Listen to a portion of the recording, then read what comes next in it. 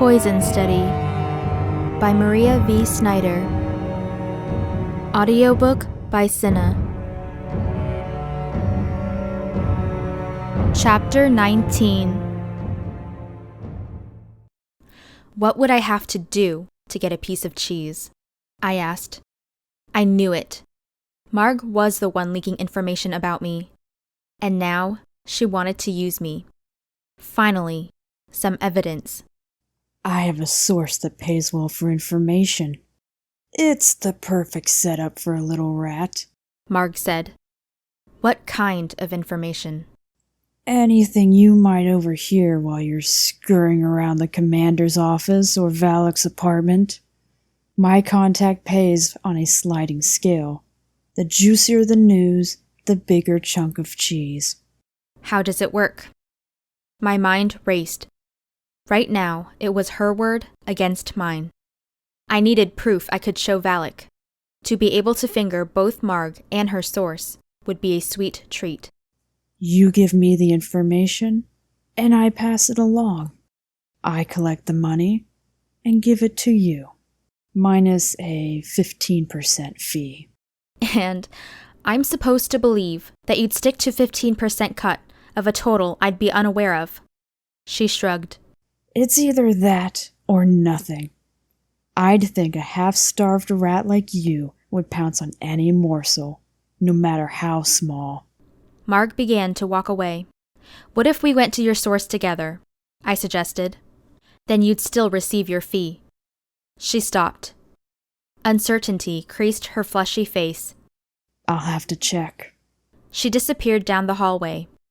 I lingered outside the baths for a while, considering the possibility of following Margg around for a couple of days, but dismissed the idea. If her contact didn't like my suggestion, I'd scamper to Margg with my tail between my legs, begging for another chance. She'd enjoy that. Then I'd follow her. Revealing her as a traitor to Valek would be a pleasure. My conversation with Margg had used up my bath time, so I headed to the commander's office. When I arrived, Sammy, Rand's kitchen boy, hovered outside the closed door, holding a tray of food. I could hear a muffled angry voice inside. What's going on? I asked Sammy. They are arguing, He said. Who? the commander and Valek. I took the tray of cooling food from Sammy. No reason we both had to be there. Get going. I'm sure Rand needs you. Sammy smiled his relief and sprinted through the throne room. I'd seen the kitchen during dinner time. Servers and cooks swarmed like bees, with Rand directing the chaos. Barking orders, he controlled his kitchen staff like the queen bee of the hive. Knowing the commander disliked cold food, I stood close to his door, waiting for a break in the conversation. From my new position, I could hear Valek clearly. Whatever possessed you to change your successor? Valek demanded. The commander's soft reply passed through the wooden door as an indecipherable murmur. In the 15 years I've known you, you've never reversed a decision. Valek's tone became more reasonable. This isn't a ploy to discover your successor. I just want to know why you changed your mind. Why now? The response wasn't to Valek's liking. With a sarcastic jab in his voice, he said, Always, sir. Valek jerked the door open. I stumbled into the office. He wore a glacial expression. Only his eyes showed his fury. They were pools of molten lava beneath an icy crust. Yelena, where the hell have you been? The commander's waiting for his dinner. Not expecting an answer, Valek strode briskly through the throne room. Advisors and soldiers melted from his path. Valek's anger seemed extreme. Everyone in Ixia knew that one of the 8 generals had been chosen as the commander's successor. In the typical paranoid custom of the commander's ruling, the name of the selected general was kept secret. Each general held an envelope that contained a piece of a puzzle. When the commander died, they would assemble the puzzle to reveal an encrypted message. A key would be required to decipher the note. A key only Valek held. The chosen general would then have the complete support of the military and the commander's staff. The theory behind the puzzle was that secrecy would prevent someone from staging a rebellion in support of the chosen heir, since the heir was unknown. The added risk that the inheritor might be even worse than the commander, was another deterrent. As far as I could see, a change in the chosen general probably wouldn't affect day-to-day life in Ixia. We didn't know who had been originally selected, so the switch would have no bearing until the commander died. I approached Commander Ambrose's desk. He read his reports, unaffected by Valec's rage. I performed a quick taste of his dinner. He thanked me for the food, then ignored me. On my way back to the baths, I wondered if the information I had just overheard would fetch a decent price from Margg's contact. I quenched my curiosity. I had no desire to commit treason for money. I just wanted to get out of my present situation alive. And knowing Valek, I had no doubt that he would discover any clandestine meetings with Margg. For that reason alone, I had to prove that, no matter what Margg believed, I was not a spy. Just the mental vision of Valek's burning eyes focused on me sent a hot bolt of fear through me. A long soak in the bath eased my sore ribs. As it was still early in the evening, I thought it prudent to avoid Valek for a while. I stopped in the kitchen for a late dinner. After helping myself to the leftover roast meat and a hunk of bread, I carried my plate to where Rand worked. He had an array of bowls, pots, and ingredients messily spread out on his table. Dark smudges rimmed his bloodshot eyes, and his brown hair stuck straight out where he had run his wet hands through it. I found a stool and a clean corner on Rand's table and ate my dinner. Did the commander send you? Rand asked. No. Why? I finally received the Criollo receipt from Wing 2 days ago. I thought the commander might be wondering about it. He hasn't said anything to me. 2 large shipments of Criollo, sans the recipe, had arrived for the commander since Brazel had left the castle. Each time, the commander had responded with a thank you and another request for the formula. As the quantity received had been plentiful, the commander had given Rand some Criollo to play with. Rand hadn't disappointed. He had melted it, mixed it into hot drinks, invented new desserts, chipped it, and remolded it into flowers and other edible decorations for cakes and pies. I watched Rand stir a mahogany-colored batter with tight, agitated movements. How's it going? I asked. Horrible. I've repeatedly followed this recipe and all I've gotten is this awful-tasting mud. Rand banged the spoon on the bowl's edge to knock off the pasty residue. It won't even solidify. He handed me a sheet of once white paper, smeared with brown stains and flour. Maybe you can see what I'm doing wrong. I studied the list of ingredients. It looked like a normal recipe, but I wasn't a cooking expert. Tasting, on the other hand, was becoming my forte. I took a scoop of his batter and slid it onto my tongue. A sickeningly sweet flavor invaded my mouth. The texture was smooth, and the batter coated my tongue like Criollo, but it lacked the nutty, slightly bitter taste that balanced the sweetness. Maybe the recipe's wrong, I said, handing the sheet back to Rand. Put yourself in Ving's position. Commander Ambrose loves Criollo, and you hold the only copy of the recipe. Would you give it away? Or would you use it to manipulate a transfer? Rand plopped wearily onto a stool. What do I do? If I can make Criollo, the commander will probably reassign me.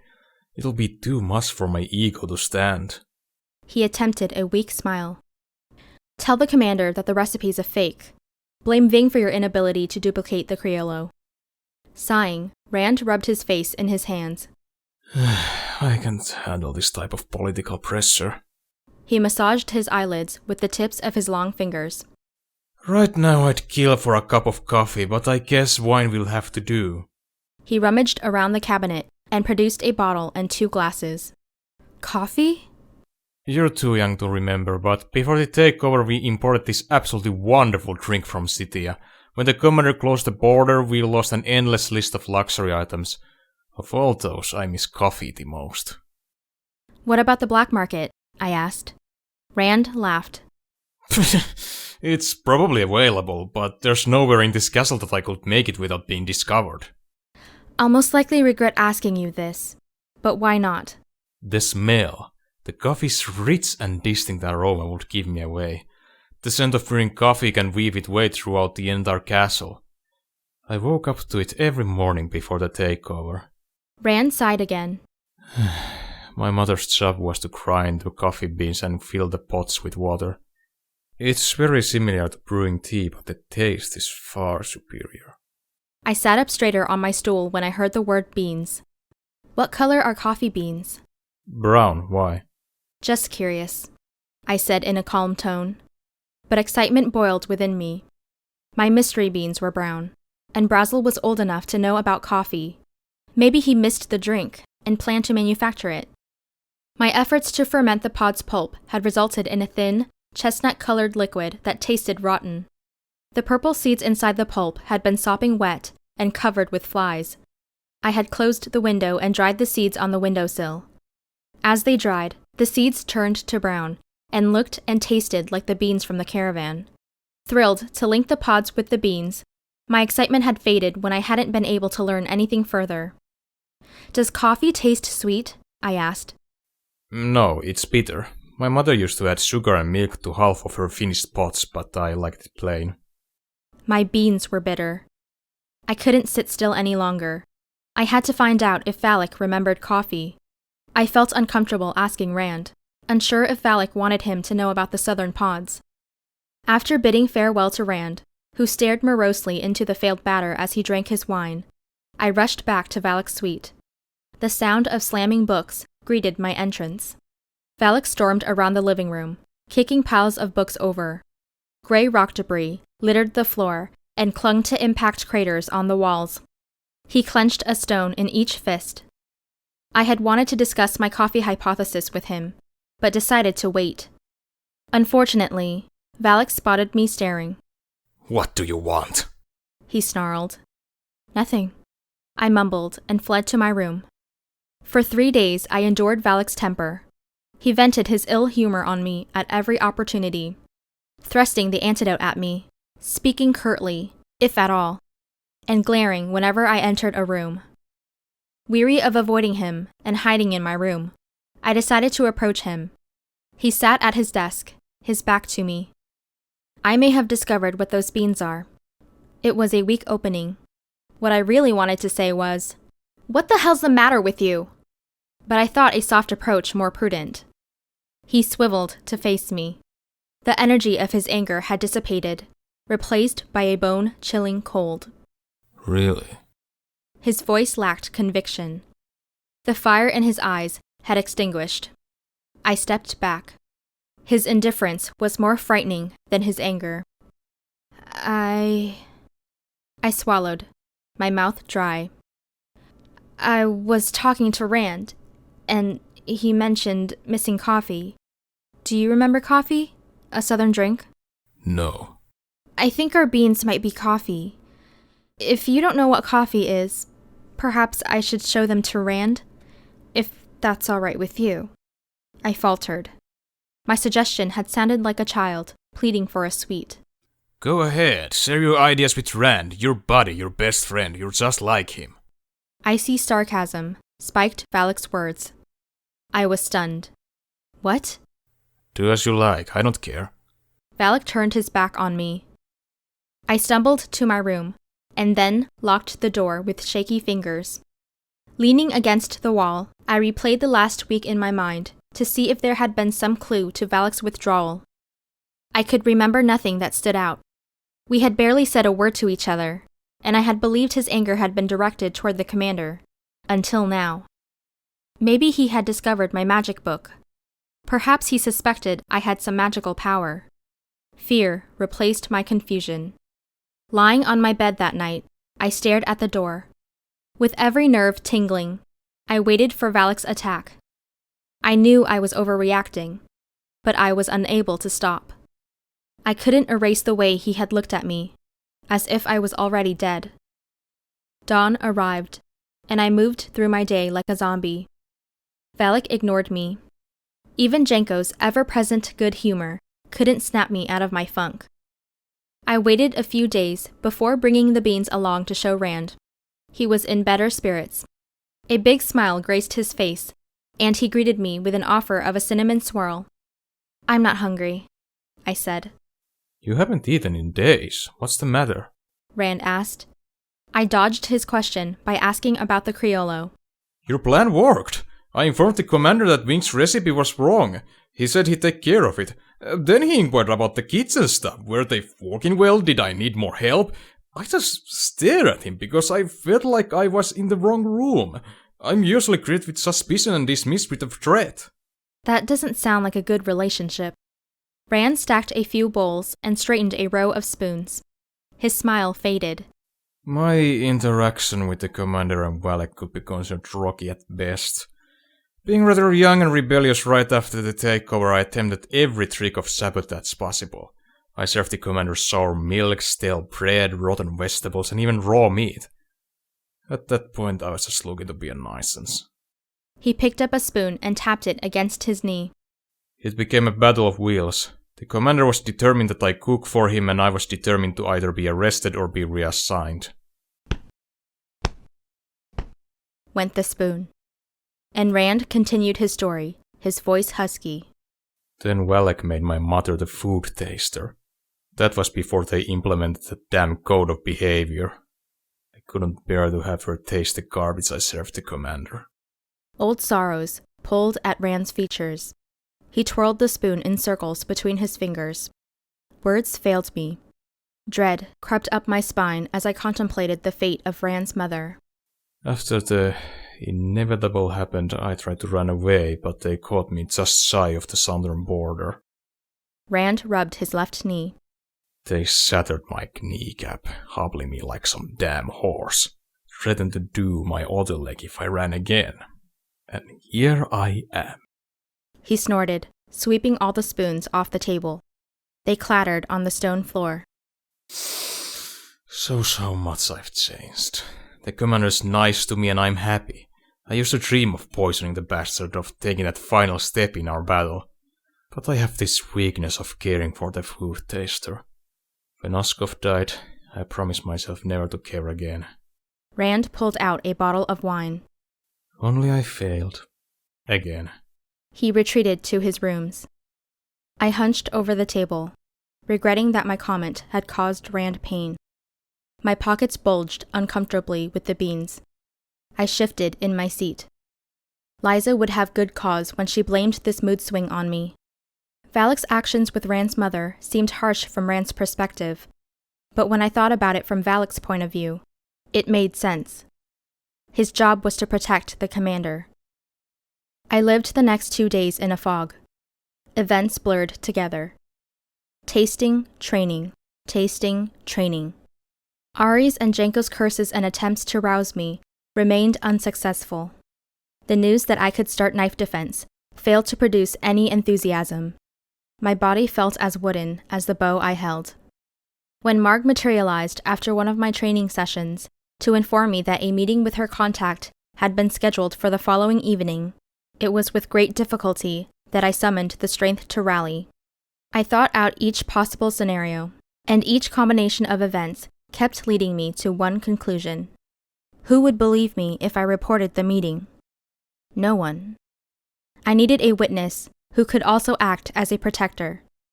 Ari's name sprang to mind, but I didn't want any suspicion to fall on him if something went wrong.